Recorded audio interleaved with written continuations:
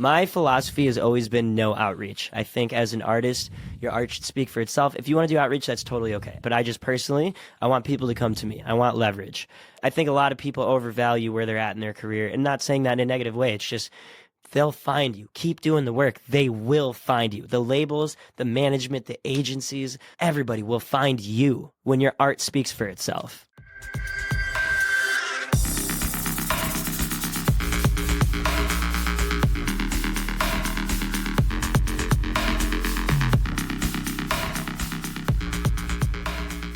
What's up, everybody? Welcome to the Headliner Mindset Podcast. This week's guest is a true rising star in the house music scene. He's been on fire, putting out tons of remixes over the past few years, and is now getting support by huge artists like John Summit, Dom Dolla, and Tiesto.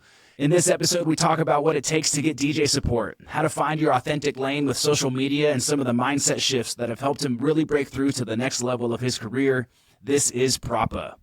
My man, welcome to the show. I'm so stoked to have you here, and thank you for taking the time out of your day to be here and to, just be on the Headliner Mindset Podcast, man. I really appreciate it. Oh, of course, dude. I'm really excited to be here, man. Thank you for having me.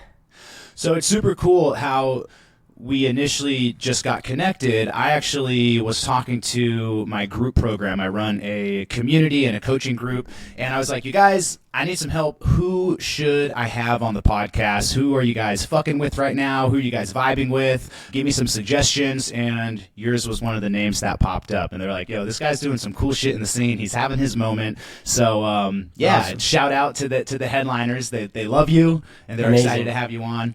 But I also got to say, just before we hopped on, I just had my mind fucking blown because I found out that you are Olivia from Elevated Frequencies, what I call my sister podcast. If anyone has not discovered this podcast, go listen to it. If you like the Headliner Mindset Podcast, you're going to love it.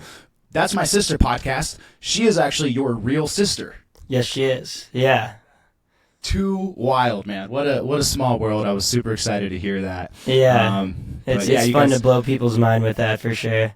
Yeah, no, she's killing it. She's doing such a cool thing with that podcast. So yeah, like I said, if you guys like this one, definitely go check out Elevated Frequencies, and she's doing a lot of really good stuff over there. But my man, I would love to dive in just to start off by hearing about your story, because I know you've been getting after this music thing for a minute, and I'd love for you to just kind of like take me back to the beginning. I was going through some of your Instagram content, and you were talking about how you used to be a rapper, like you started rapping, and then you got into producing. Like, take me back to when you got into music, and I want to hear the journey. Yeah, I mean, like, I would first just draw the line between, like, rapper and someone who tried to rap, you know? But I've been really interested in just creative work in general since I was young, and I picked up drums when I was like 9 years old, self-taught, and from there just kind of trucked my way through different ventures and different interests in life until I landed on on production, basically being what was able to keep my ADHD in check and able for me to be like the most expressive and probably the most effective. So I kind of jumped through rock music and punk and metal and like hip hop, and it's all things I still love today, but probably like 2013 or 12 when trap music was really getting popular and I was still really into hip hop. That's when I was sold on like the potential of electronic music, because I feel like up until that point, there's a lot of that old school electronic music I do love, but up until that point, like it was very niche. Like it was all like if you either liked electronic music or you didn't, and it was for the club. But I feel like around that time it started branching out and you started getting different influences in electronic music, which is about the time I got hooked on, and since then that's pretty much been my primary focus. So like almost 15 years now. 15 years since you started producing electronic music. I was doing hip hop before that for a little bit. Okay, yeah. So you've been in the DAW for a while though. A long time. Yeah, like 2008 probably is when I started working. Yeah. I got to shout out getting on the drums though. That was where it all started for me as well. I was a drummer in, early days, and into punk and metal and stuff as well. Still a huge metalhead, so I always love meeting producers that started on the drums, because I think that's such like a solid foundation of an instrument to come from. It is for sure, and I feel like I didn't realize that it was playing an effect in my production until the last few years. People were kind of commenting on different things with my drums, and I didn't realize that as a drummer you pick up on such small, almost language-like tendencies in percussion that people who haven't developed that sense of like physical rhythm don't really understand, you know? So I really love to kind of highlight and point out that you didn't start producing 2 years ago. You didn't start producing 3 years ago. You know, I think a lot of people are like, they're in their second year of production. They're in their third year of production. They're like, oh God, I'm ready to blow up. Like, you know, why is this not working out yet? Like I've been making music for kind of a little while, and now I'm trying to like push it out. And, you know, you've been working on your craft for a minute.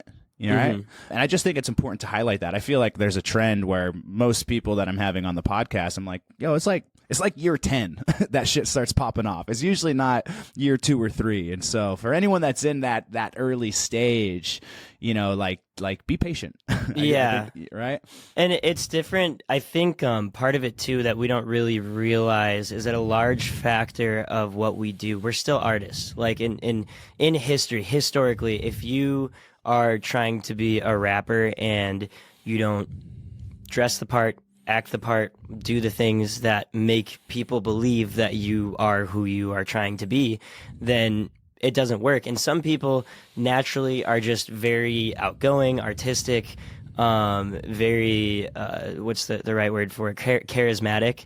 Yeah. And they're able to step into the role of an artist, public figure a lot easier, and that carries your music very far. I mean, there's no timetable on it, right? Like, there's nothing wrong with taking the time to focus on quality, focus on substance, and then, you know, develop a brand that like is really, truly, unapologetically you, which I feel like is actually the most bulletproof way to do it. Yeah. But that just takes patience, you know? Yeah. Yeah. So tell me a little bit more about your story. Like, when did you start to get like some real traction in your career? Because, you know, like I said, I feel like you're definitely having your moment right now. You know, everybody's playing your remixes out and your tracks out, and it's like, okay, we're getting some attention now. When did you really start to shift from just being kind of, you know, a dude making beats in his bedroom to like really starting to get some traction and moving forward on the career side? I feel like right now is like the last 6 months is where things have started to actually show true returns, and like where I'm going to be making it to the next step of whatever this is. I've had probably 3 different, including this one, like 3 different moments in my career since like 2016 where I had so much in front of me that I could have capitalized on, and I wasn't in the right mindset. I wasn't mentally ready. I wasn't mature enough to be able to capitalize on them. Like in the 2016s, I was really big in the hype machine game. Back then, you could like print 100,000 streams on a SoundCloud track in a week if you got the right blog post. And I was doing a lot of future-based remixes and stuff, and getting some traction, but I just wasn't there yet. What do you mean you weren't there? You said you weren't really in the right mindset. Tell me more about that. I think I wasn't in a creative abundance mindset, first and foremost. Like, a lot of people are way too protective over their artistic expression and their music and whatnot. And it would take me months to finish songs, even remixes. And I had to make sure they were quote unquote perfect, you know? And there was just this whole perfectionist mindset. And mind you, this was the transition. Like, I feel like the 2010s were such a transition period for the music industry in general, because that's the time where the control was being taken out of the label's hands and being put into the artist's hands. And like, we were figuring out how to market ourselves. So I just never, ever figured out like what makes me special. You know, I can make good music, but like, what makes me special? And it took me until really this past 6 months to like take a step back and be like, the music is always going to be here. I can always create the music. Let me just put like 80% into like who I am, the marketing, like making people trust me as an artist and a human, not just like the beats, you know? Yeah. So I'm hearing, on the one hand, there was some perfectionism that was kind of slowing down your creative process, and also sort of this other side of it, which is it is more than just the music. It's also about the brand, your identity as an artist. And I'd love to talk about both. What helped you get over that perfectionism that you were being slowed down with? You know, I think like if you if you have the confidence, because confidence is like number one, one of the biggest traits you need in this whole entire industry. You need to be confident in your art. If you have the confidence and then you're watching people pass you by, it kind of like gets you out, like it gets you out of your habits eventually. Right? Like I was holding on to so many tracks and I wasn't releasing them, and they were becoming a year old, 2 years old, and I was watching a lot of my peers release music, self-release, and like do all these things, and I'm like, this is obviously I'm taking the wrong approach. And it started with, I mean, it's like a whole long backstory, but when the pandemic hit, it was like a double punch for me because I had an injury that I got surgery for, and I was out of commission for like 8 months. And during that time, I just made remix after remix after remix after remix, and then started releasing those. And I kind of made this pledge to myself to release them every 2 weeks. And when I ran out of remixes to release, I had to just do them, you know? And now I finish songs in like 3 days. I don't want to work on them much after that. Yeah, yeah. Like 1 or 2 days of work. And yeah. So you feel like that exercise of kind of forcing yourself to put something out every other week probably just made you a lot better at producing and a lot faster at producing, that now you can crank them out pretty fast. For sure. It helped the skills and like the workflow for sure, and like being able to work efficiently. But I think moreover, like I was able to just say like I would do a million more things to this song, but it's good. Yeah, yeah. Because when is art ever actually done? It can always be worked on more, right? Yeah, it's surrendered. Yeah. Yeah, that perfectionism will really slow you down. Because this is something I see. I literally just signed a client the other day. I do, I'm like a life coach, mindset coach for artists, and I help with strategy a little bit, but a lot of what I do with people is helping them with kind of the mindset and getting into what are the actual mental blocks and the limiting beliefs and the things that are stopping you from really accelerating in your career. And I just signed someone the other day, and I see people struggling with this all the time, where they're just not putting music out. They're making it, right? But they're not necessarily releasing it. What was stopping you from releasing the music? At that time when I was sitting on a bunch of original music and stuff, I wasn't getting bites from the labels that I wanted to sign to, and surely I could have sent to smaller labels and kind of built up like that. But with my previous experience in the industry, I just had this expectation, like 10 years in almost, that like it's like I want to sign a Confession, I want to sign to Bite This, and like I'm not going to take no for an answer. And I obviously took no for an answer. You kind of just have to do it. I think what broke me out of it was like during the pandemic or right before it, I just decided to start self-releasing. And by that point, a lot of those tracks were 2 years old. So I was already on like new songs. And I realized I had trashed all this music that I spent like 2 years of my life working on and perfecting. That was truly a waste of time. So never again. It's so important that you learn from your mistakes more than anything in business, and like that was one of the biggest mistakes I picked up was during that time. Yeah, so if you could go back, you would have just said, fuck it, don't wait for the big labels, just put this shit out, release it, it's good enough, like, let's share this art. Absolutely. And, I don't really have retrospect, though, because, like, where I'm at now is where I need to be. Like, sure. I feel like things didn't happen for me so many times because if they did, I would be burnt out by now. I wouldn't have capitalized correctly. I would have made a fool out of myself, made a mistake. Totally. And I'm where I'm right now because I am supposed to be here. So there's a big lesson in that, man. It's trusting the process, trusting the universe, just knowing like, everything happens in divine timing, and I'm right where I need to be. Yeah. So many of us think we're supposed to be somewhere else, and we can kind of live with regret, or we can be, have all this clunky mental stuff. But when we come into like, what, dude, everything is actually working out perfectly. I'm right where I need to be. We have those, when we can look back, it makes sense. It's like, oh yeah, that's why I was supposed to get rejected and not get signed, or I was supposed to, crazy shit happened and my life went in a different direction. It all makes sense later on. So there's a big lesson of like, okay, let me just trust that this is all going to make sense at some point, and I'm exactly where I need to be right now. And related to that, like with it being such a cutthroat industry, it's not about what you can't control. It's about what you can control. And I feel like so many people focus on what they can't control. I want to get booked on this festival. These are all things that you can like non-tangibly control, right? Like, so you can get yourself to a point where this label wants to sign you, where this festival wants to book you, like those types of things, but you can't immediately control those. No email you can send at a certain point to a festival where nobody knows you if your tracks aren't like, not, you know what I mean? And I feel like people dwell on that stuff so much. So I guess the name of the game for me the last 3 years is like I can release remixes consistently. Like I have a home label with Hood Politics. I can release with them when I want. Like I have social media. I could post whenever I want. I can learn how to use Final Cut Pro and OBS and like how to edit this content. And like when you focus on the things you can control and you're putting 100% of your efforts into it, then the process is going to work. But so many people dwell on like, well, this happened to me. And I did too. I mean, like I've had so many things happen to me where I was like, oh, why me? You know, I've been working too hard for so long. Why me? But it's like you dwell on that stuff and it's like I couldn't control those situations to begin with. So yeah. Beautifully said. And it is such a waste of energy, you know. It's like when we get caught up in like the industry's crazy. There's so much shit, you know. I just see a lot of people complaining, and I'm getting fucking sick of it. Me too. And it's like the artists that are winning, they're not complaining, they're taking action. Like you said, there's so much that's out of your control, and every ounce of mental energy, every fucking moment of your time that you spend complaining about how you wish things were different, you wish that you didn't have to make content, you wish that, you know, the game was different. It's like, yo, you are getting passed up by 100 miles an hour by somebody that's just sitting there doing what they can do. And like you said, it's like, I can still send the emails out. I can still make the music. I can still put the content out. Like there's still so much you can do. And that's the thing that you should be shifting on. And I'm actually reading, I'm doing a group around the Artist's Way. I don't know if you've ever read that book, but I haven't.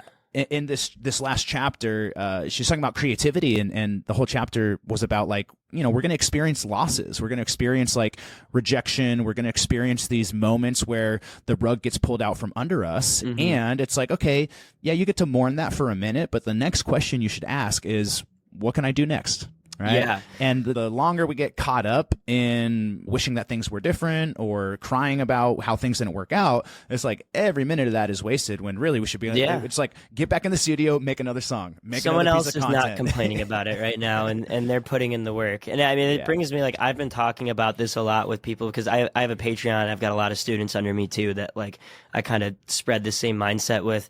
And I see online so much, and I've actually been calling it out on threads too, because I'm getting really tired of it.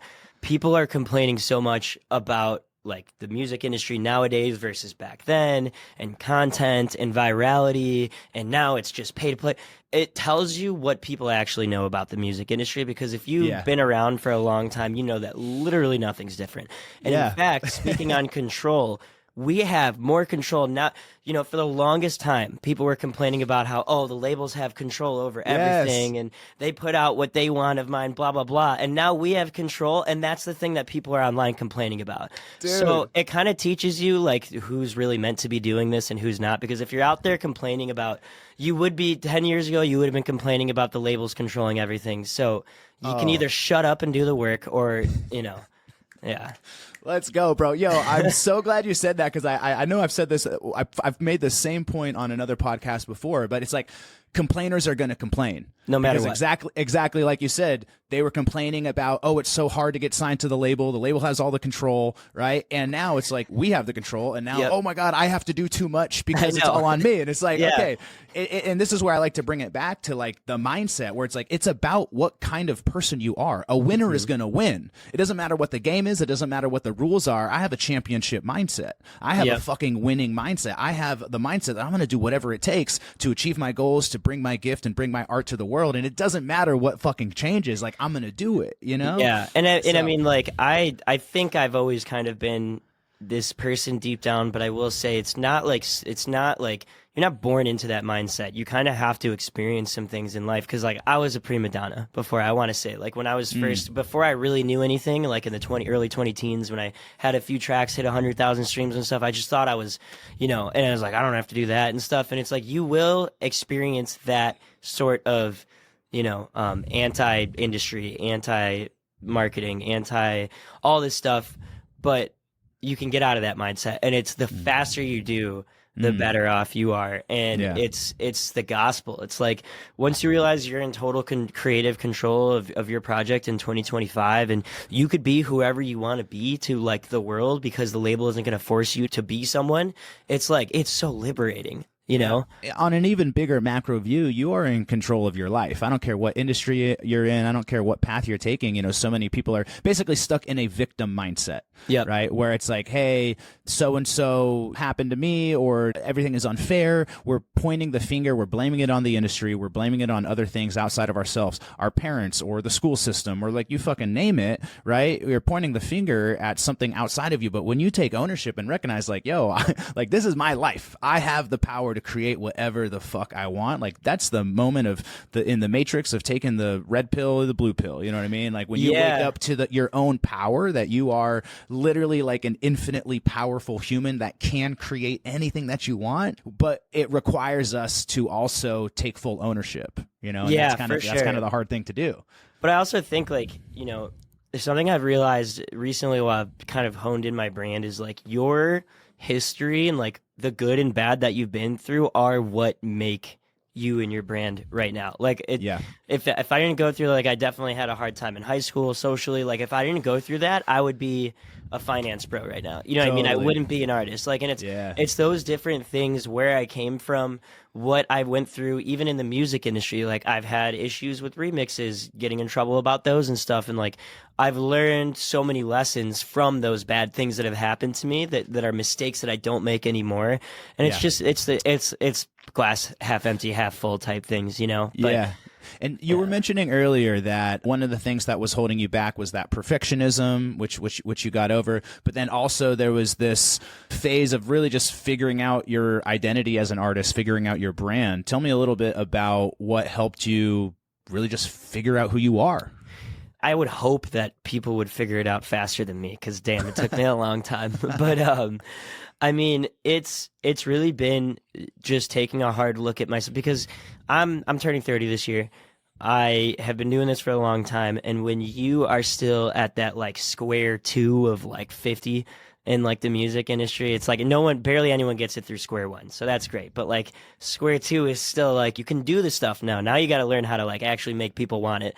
And like getting through that, like I finally got there, and I was like, who am I? Like, who the fuck am I? Like, why am I special? Like, I'm complaining about no one's listening to me.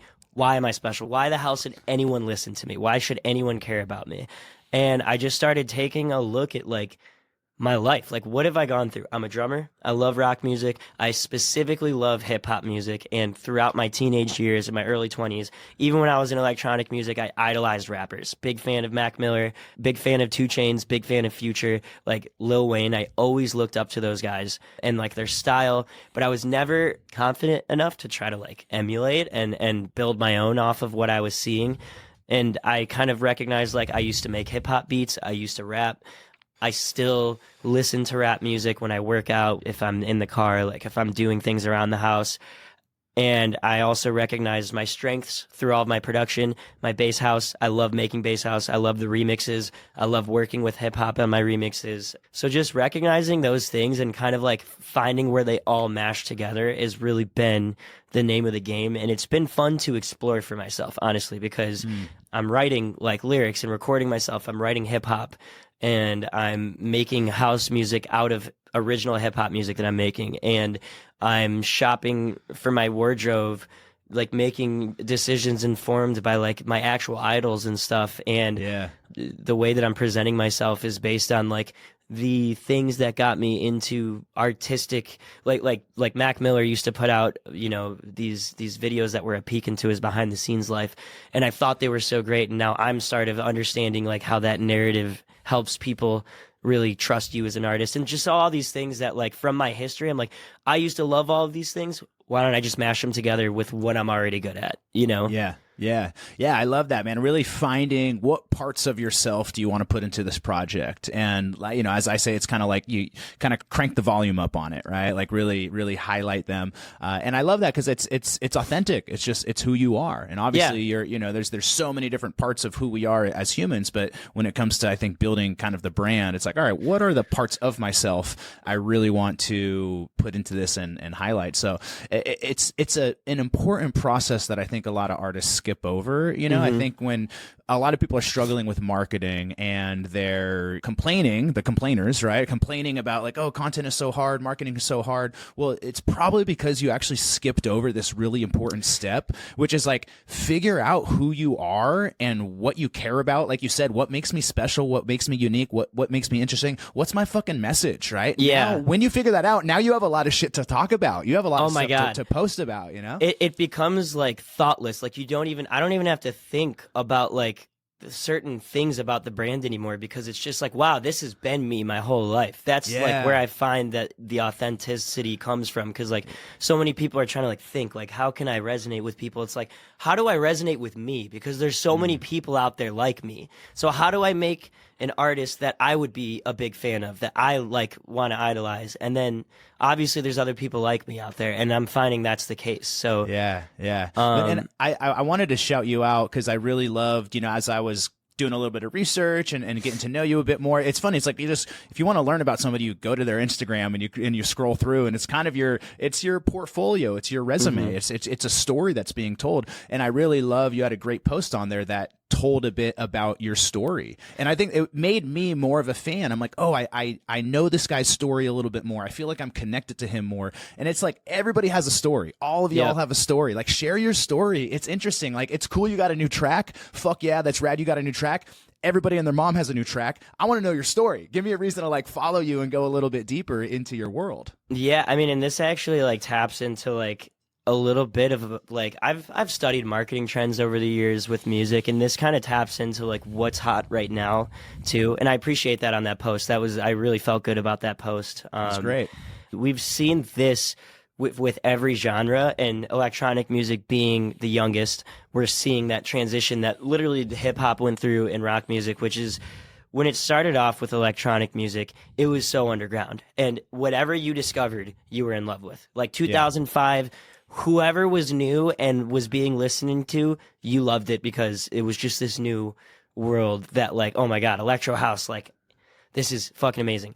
So we went through that, and there was that same period of discovery with like hip hop too, right? Like it was new rap music, dude on the corner with a mixtape, like let me check this out, because discovery was huge. And then we got to a point, I want to say in like the early 20 teens to the mid and even late 20 teens, where mystery and perfectionism was on brand. Like putting out a video per week that was like a recap of like a big show, or like a serious kind of like talk about a song or something, but like it was still everything was perfect. You know what I mean? There was you didn't see, you saw all the good.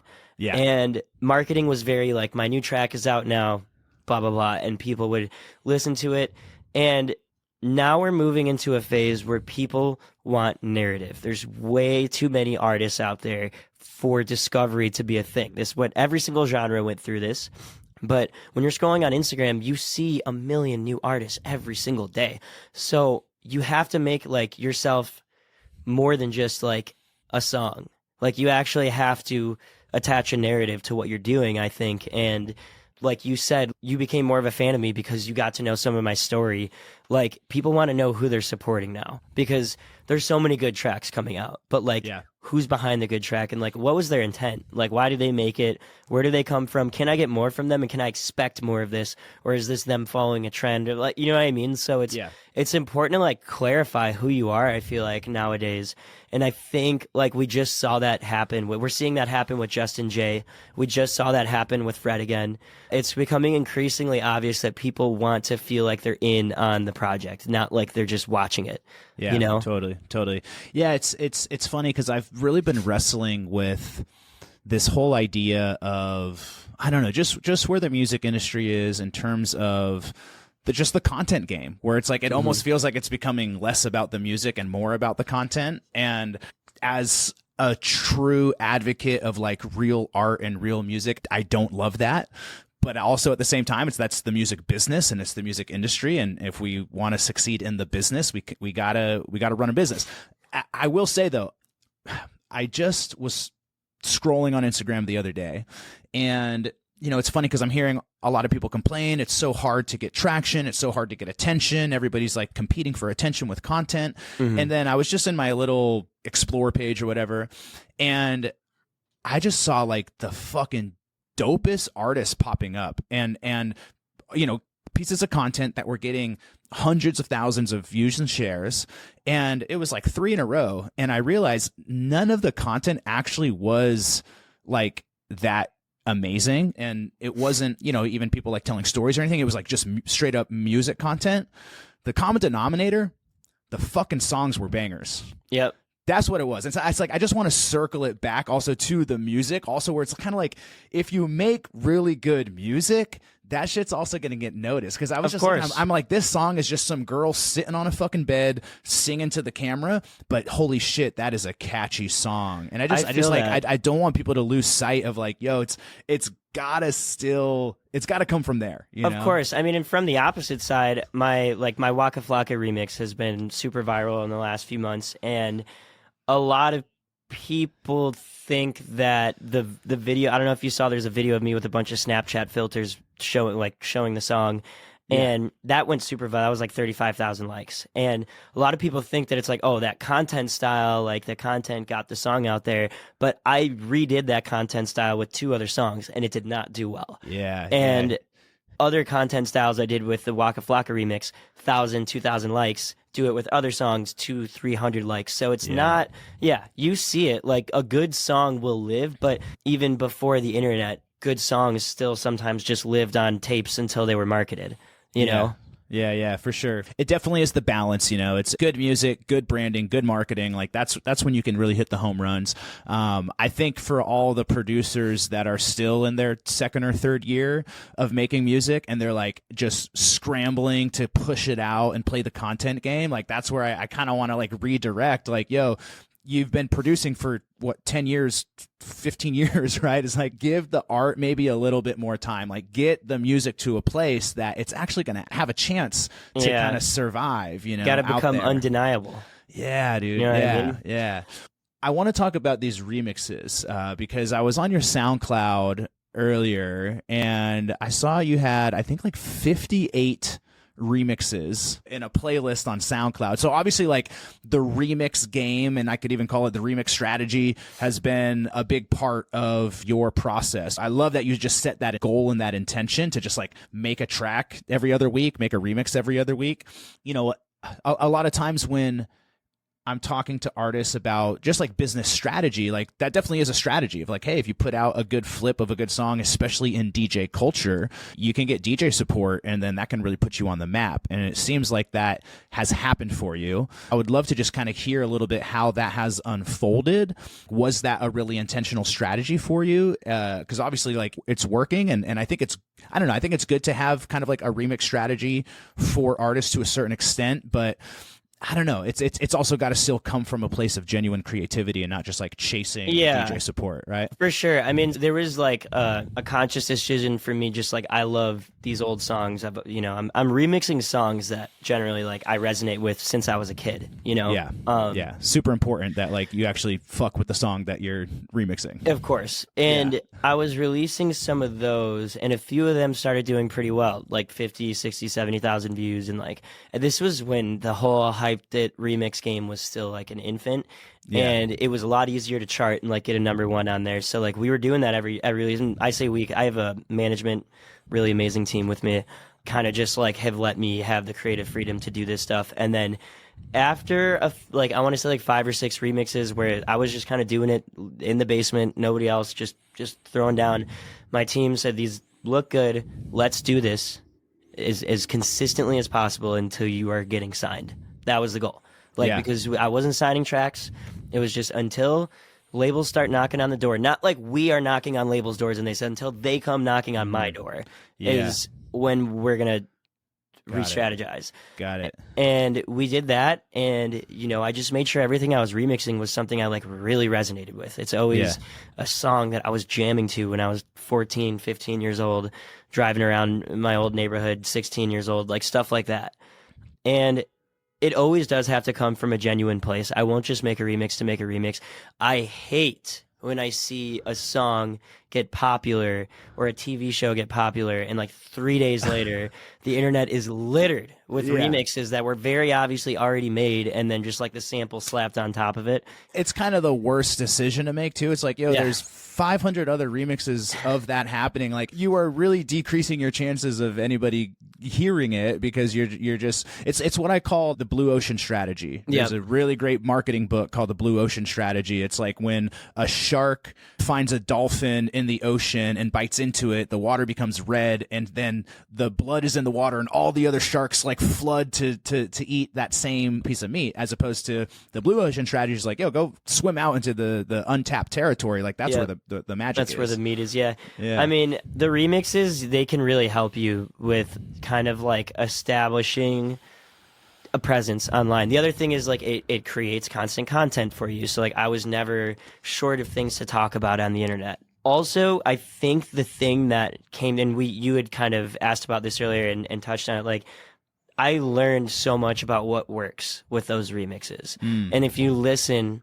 from the first ones, like from 2020 all the way up to like the most recent ones I've released, you can hear like a developing sound that kind of lands on like what, now I would like to hope if you hear one of my remixes, I get texted all the time when my remixes are played from people like, is this one of your remixes? And it's like, yeah, I haven't released it yet, but so it's, you kind of found your sound in that process. 100%. It seems like it's been that Waka Flocka, like that's one of the big tracks that you've been getting a lot of DJ support with, right? Yeah. I imagine getting that DJ support is really starting to open up doors and just kind of put you on the map in a new way for you. It's interesting. Like, it's honestly the DJ support thing, until you get connected with the DJ who's playing your music, which this has only happened once, and we're working on developments of that, but nothing too crazy has come from it. Like, it's mostly optics. And that's not to say optics are huge. Like, in this industry, optics are huge. Being able to post Dom Dolla, John Summit playing my track at Ultra Main Stage is super huge. Okay, I guess I'm lying, because all the DJ support, there's definitely good things happening to that track right now.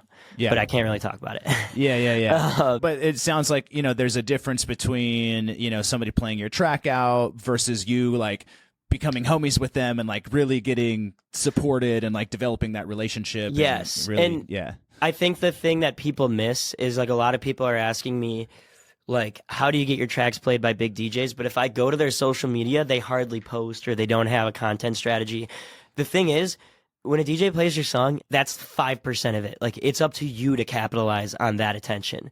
Because for years, DJs had been playing my tracks. If you look through big DJs set lists, I'm all over 1001 track lists, but I never capitalized. There's videos of big DJs playing my tracks for years, but I never capitalized. I started taking those clips and capitalizing and finding a way to that was me. Like, that's my track, and that's like actually why it's working out that way now. So like getting DJs playing your tracks is like 5% of the battle. What you do with that, like, think about it. A DJ plays 50 songs in 2 hours, maybe less, but like they're not gonna tap in with every DJ whose song they play, and you're not always going to find out. So it's up to you to like really kind of like be on top of that. Create foot soldiers on social media, because they now show me showing the other DJs playing my stuff. So when they see videos of it, they tag me.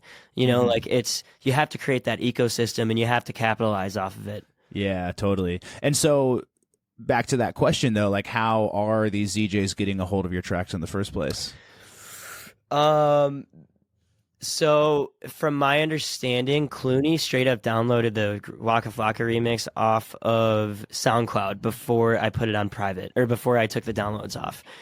And because he downloaded that and like a couple other of my remixes all in like the same day. And I remember like freaking out, like, oh, I wonder if he's going to play them.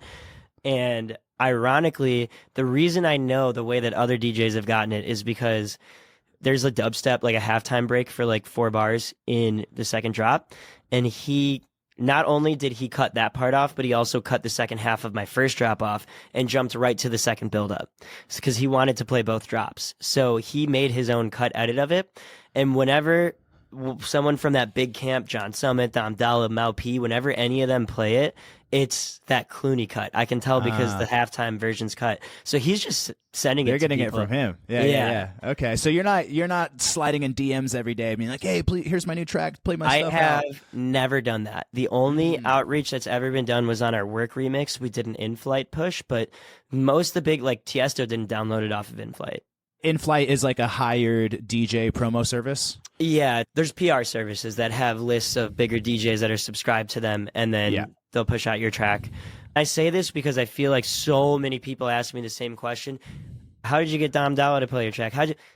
I made a good track. Like, that's the only thing I could say, literally. Yeah. Like and this is what I want to point out is you made a good track after making, what was it, 58 tracks? More. 50, like there's, more, there's right? There's like at least 100 of them, and a lot aren't on SoundCloud. And so the first artist that I ever saw do this was Zoo. Because I remember when before Zoo was Zoo, like he was just like Steven Zoo. He was a kid from USC. He was from LA. He was in the scene. He was promoting himself all the time. He did a campaign called 52 to Zoo. And similarly, he put out a track a week every single week for I didn't even know he did that. For an entire year. Yeah. Okay. And so he had probably made 50 tracks before that, probably another 50 after. This guy made, 150, 200 songs before anybody knew anything about him. And then he had a great management come in and they wiped his history clean. They totally scrubbed the internet and relaunched him, making it seem like he came out of nowhere.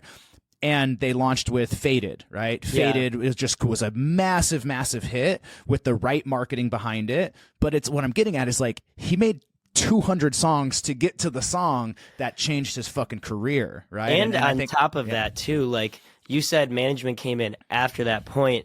Like, I feel like people are kind of also seeking legitimacy in the music industry when they shouldn't. It will find you. It will always find you. My philosophy has always been no outreach. I'm a no outreach philosophy guy. I think as an artist, your art should speak for itself. If you want to do outreach, that's totally okay. I'm not like, I don't like frown upon it, but I just personally, I want people to come to me. I want leverage. Yeah. And in situations like that, he made those tracks. He obviously was making really good tracks. The right people who knew what to do with them hit him up, and that will happen for anybody. So many people, I saw a thread post about it, and someone was complaining about just like industry people with money. They invest in people to blah, blah, blah. They invest in you when they know that you're worth it. Yeah. When they know that you are an investment worth making. And I think a lot of people overvalue where they're at in their career. And not saying that in a negative way. It's just they'll find you. Keep doing the work. They will find you. The labels, the management, the agencies, everybody will find you when your art speaks for itself. Totally. Yeah. You gotta make noise. You gotta make some noise yourself. I think that when it comes to management, especially, I mean, an agent is not going to sign an act that is not going to make them money. No. Right. So don't even think about getting an agent, but even an agent is probably 99% of the time not going to sign an artist that doesn't have management first. Right. Yep. And a lot of people are wanting to get a manager, but a manager is not going to come in when you're at ground zero and take you to 100. A manager is going to come in when you're at 25 and take you to 100, right? So you got to get yourself from 0 to 25. Like, how do I get myself? How do I generate some buzz? Exactly. Why do I actually make myself valuable enough that somebody is going to come in? They're going to invest their time, their money, their energy to help take me to the next level. But you got to get yourself off the ground first. And it's that kind of like 0 to 25, kind of like the rocket ship bursting out of the Earth's stratosphere. That's a really hard thing to do, but that's the game. And either you're going to complain about how hard it is, or you're going to get to work and fucking make it happen. Of course. And there's a distinction, I think, that people don't understand between like being a well-branded and bankable artist versus having marketing, right? Like, I've spent the last 6 months digging really deep and finding out what my brand is and how I could be bankable. My management didn't do that for me. It's not up to them to tell me who I am. That's up to me. They come in when I know who I am, and they make it work when they see that it's bankable. And that's what a lot of people don't like. No one's going to give you your brand. You have to figure that out for yourself. Yeah, powerful, man. You know, my first job in the music industry was working at Capitol Records. I got super lucky and was like right away, you know, an assistant for a big executive, but I worked for the woman that signed Katy Perry, and I got to be around like seeing Katy Perry go from nobody to Katy Perry. And I also got to see a lot of artists that were signed to, you know, a major record label. We're investing $1 million in this project, and you could see that there were some artists that came in that they knew who the fuck they were. And then there were other artists that they came in and they're like, they're like, we're going to create you. And none of the artists that came in that didn't already have that figured out, where it was like, you know, the label and the A&R and the publicist and everybody was like trying to manufacture this thing. It's like none of them lasted, but somebody that came in, a fucking Lady Gaga, where she's like, yo, I have a vision. I know who I am. I know what I want. And I am so enrolled in myself that I'm enrolling everybody else to get on board to this thing. Those are the artists that like they become the fucking A-list superstars. Yeah, and that confidence is self-driven. That's not confidence that comes from having success and having a metric that you can look at and being like, oh, I guess I am pretty good at this. Those people come into these situations confident in themselves with that brand, knowing who they are and knowing they have a vision that'll work. Like I had that mistake for so long. Like I knew I was a good producer. I knew I was a good DJ and an artist in general, but I wasn't confident in myself. And it's so funny when you like, if you're in a green room, you could like, when you're around artists versus people that are just industry people, and I'm not like, if you're not trying to be an artist, you don't have that artistic some people have that artistic charisma, but it's not really like a human requirement. But when someone is like a touring artist and they know who they are and they're very confident in their sound and their ability to be a personality and all this stuff, like you can sense it so much. Yeah. And it took me a while to start like, oh, that's what sets them apart. It's not the songs he's made versus me. It's the way he's presenting himself. What do you think's helped you start to find that confidence within yourself? That's not even something that's I think should be exclusive to being an artist or anything. That's something that you as any human should take the journey to find that confidence in yourself, because that's what gets you to the next step in life in anything. And it's just like me recognizing that I've gone through life not confident for so long, and the points in my life where I have been confident, that's when I've benefited the most. And like I said earlier, I'd hope people find the self-confidence and stuff sooner than I did, because obviously I'm year 15 as an artist or whatever. And like, I'm finally like, wow, if I had been this confident all this time, you know, God, where would I be now? But it starts today. It doesn't matter if you have a bunch of tracks that are heavily streamed, or if you're a homeless person that doesn't have a job. Like, get that confidence today. That's what's going to get you to the next step, like, period. Like, self-love, right? Yeah. And I think that to have confidence in myself, I need to know myself, right? Like, that really, I think, is that missing link. Like, when you started to really deep dive into like, wait a minute, like, who am I? What do I like? What am I about? Like, where is that authenticity? Like, where I really know who I am. I think that that's really where the confidence comes from. I think you're right, 100%. If I don't know who I am, then I'm kind of looking at what everybody else is doing. I'm trying to adjust. I'm trying to fit in. And that's kind of a wobbly, shaky foundation, as opposed to like, because I can know the difference between who I am today versus, 10 years ago, even 5 years ago. I'm like, I didn't really know who I was, but now I'm like, yo, dude, this is me, take it or leave it. Like, I'm still learning, I'm still growing, and I'm still exploring, but like, I'm way more confident because I'm way more self-aware and just in tune with who I am and what I'm all about. Yeah, no, that's 100% correct. And I think that is kind of like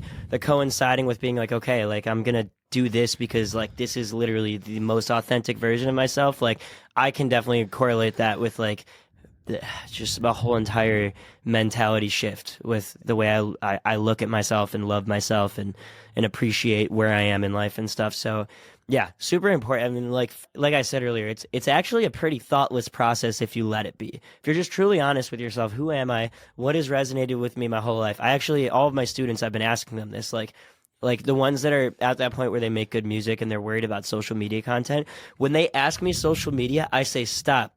Let me ask you some questions, like, who are you? Like, what got you into music?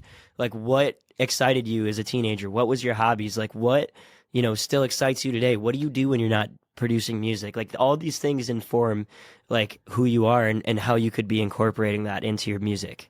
Yeah, so great, man. Tell me about the Patreon that you run and the students that you're teaching. What does that look like? Yeah, so I've been doing Patreon for about 2 years now. It's kind of a long story. I was in and out of freelance music production, audio engineering for the longest time, like working on podcasts and ghost production and just doing anything I can to make money, which was always very small scraps, along with bartending and playing some local gigs, just like basically hustling. And there was a point where I want to say like 2 or 3 years ago where I started teaching music lessons, production lessons, like private one-on-ones. And I was like, if I do this and I find like one more piece of sustainable income, I could quit bartending and I could just kind of be in the studio full time. So I started Patreon, and that took a while to get off the ground. Like I was pouring into it every day. I do a serum preset pack a week. I try to. Sometimes it's like I'll miss a week, but you still get the value. I do a sample pack every month, and I do tutorials nearly every week. And now I do like Proppa yaps, where I just basically have these types of conversations just like alone directly with my audience. I release remixes exclusively on there, and even originals I've done, just all sorts of stuff like that, and just behind the scenes stuff, like anything I can possibly give them. I've done templates, and I did it for like 8 months while only making like $300-400 a month off of it.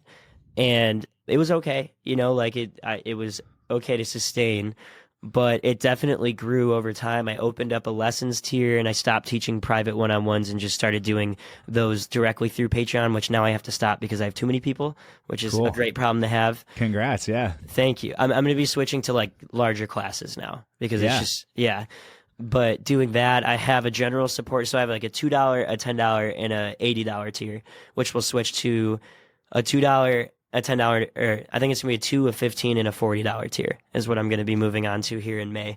But it's been so great because now at this point where I'm starting to book like touring like actually almost every weekend, what's allowing me to be a full-time Proppa is Patreon. Like that's what's completing my income. And hell yeah. It's so freaking important for everybody to figure out some form of passive income. It doesn't have to be completely passive. This is semi-passive. I still do work on it every week, but like it's always there for me. Like if I have a month off of touring, I have all of my bills in the form of Patreon paid. That's the most comforting thing in the world to me. Yeah, for sure. Yeah, because there's that window of like, okay, I'm making some money, right? And it's like it's almost enough to quit the day job, but it's not quite. Yeah. There's this transitionary period. Like for me, it was 2 years of coaching. I was coaching as a side hustle for 2 years before I went full time with it. And so it's an interesting space. So definitely looking at how can you supplement that income, ideally with something music related, right? Where you can quit that day job. I have so many friends. Like so many of my friends right now are at the same level as me. We're just starting to get those bookings pretty consistently and get those tracks out and signings, and like a lot of them are still in the day job space, and some of them like intense, like they're working for a company, like taking care of large deals and stuff, and it's like I don't envy the stress that they have to go through. And I see how me being able to pour 100% of my work into my brand now because I have that passive income from it is really helping my growth right now. Yeah, totally.